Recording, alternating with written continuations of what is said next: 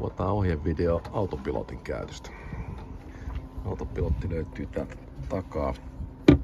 Se on tyypiltään niin sanottu pinnapilotti. Se on tuossa omassa telineessään. Ja sitten on tarkoitus laittaa täällä päässä oleva kolonen tuohon tappiin. Ja tosta voidaan säätää se lähelle. Noin. Ja vielä hieno säätää tosta.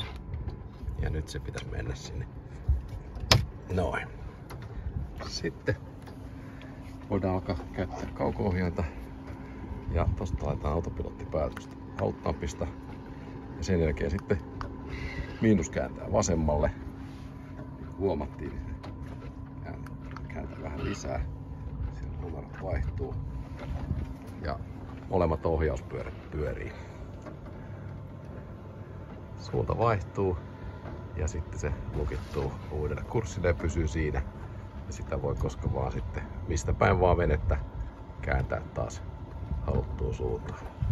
Yksinkertaista ja mukavaa. Vaikka etukannella voi istuskella mukavasti. Sitten kun lopetetaan, ei muuta kuin painetaan tuosta taas standby ja nostetaan se pois tuosta tapista ja laitetaan tuohon telineeseen takaisin. Sitä ei tarvitse sammuttaa mitään virtaa, siinä on aina sähköt päällä, se ei kuluta käytännössä mitään. Samoin kuin kauko-ohjaimista ei tarvitse laittaa päälle. Saa ottaa virtaa, kun painaa nappia.